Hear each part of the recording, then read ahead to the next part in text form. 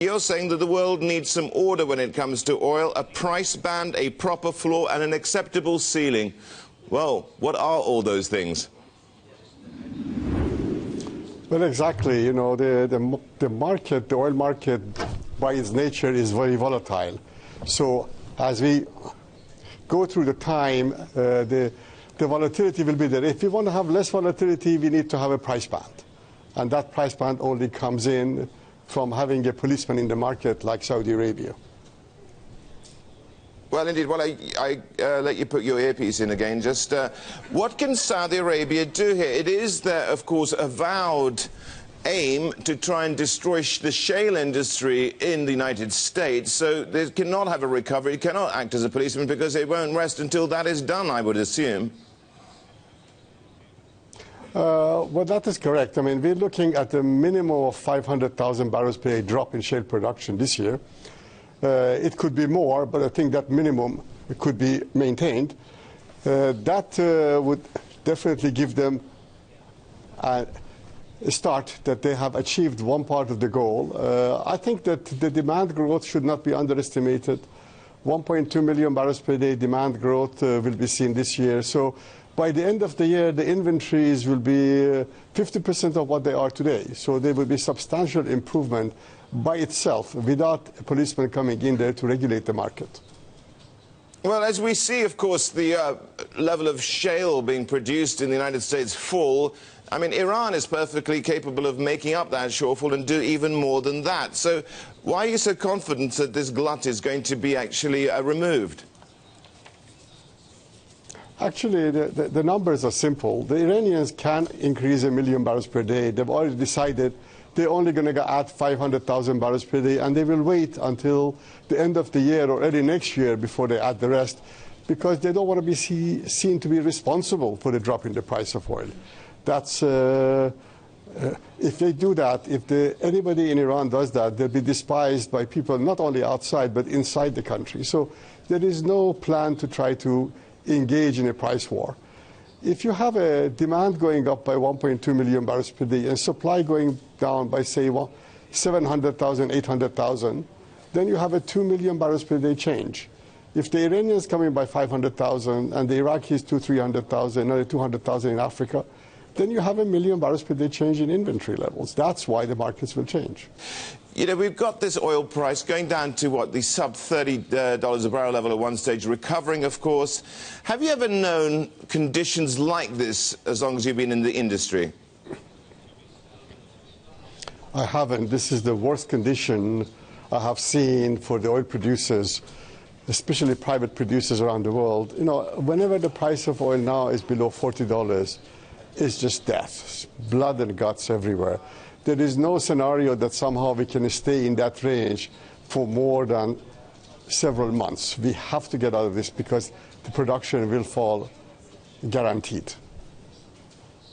I mean, is OPEC, is Saudi Arabia really to blame for all this? Have they really, at the moment, painted themselves into a corner? Well, the Saudis are not to blame for this. We had a shale revolution. You know, we have 5 million barrels per day of new supplies coming in from shale, but we also have another couple of million barrels per day of supplies coming from other areas. So if you have 7 million barrels per day of new supplies coming in, then obviously the market must be in turmoil. So the Saudis did the only thing they could do. They had no other choice but doing what they did. Would a freeze, which is being touted at the moment, a freeze in output at January levels, an agreement with Russia, of course, on the table there, possibly, would that make any difference whatsoever? Because, after all, we'd still have output at these levels, and surely it would also incentivize people to cheat. Absolutely, Richard. This freeze is nonsense, a joke. I don't understand why people get so excited about this. Venezuela has been bankrupt at $100 oil, now is, of course, super bankrupt at $35 oil. Venezuela has been pushing for these meetings. Freeze is bad news for oil prices. Cheating, it is encouraged, and people to freeze at the highest level of production they've had, especially for Russia, it absolutely means nothing. Okay, well, you know, we've got even more production possibly coming on. We were talking before the break about Iran, maybe limiting it to, well, 500,000 barrels a day. Maybe even if the politics and the get sorted out, which looks so distinctly very difficult right now in Libya, we could see more production from there. So actually, is any of that being priced in?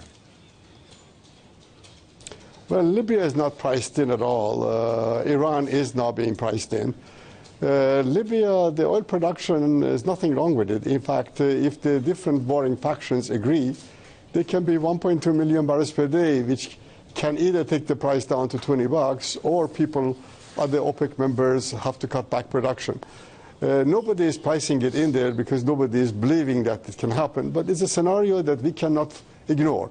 It can happen. The last 3 weeks, the warring factions have been talking about how to divide the oil money. And maybe greed will overcome internal disagreements, and they can divide up the money. So what you're saying is, without the Saudis coming in and also balancing the market, there's no real hope at the moment of getting a range that you are suggesting which would be appropriate. The one you like, I believe, is $50 to $70 a barrel. I think that if we don't have the Saudis coming in, by 2018, 17, 18, the prices will go to $90, maybe even more, and then they collapse back to 50. So the average price may still be in that range of 50 to 70, but we need to have a policeman coming in there to direct the traffic by putting a floor and putting a ceiling. Everybody needs a policeman to come in here and put some organization.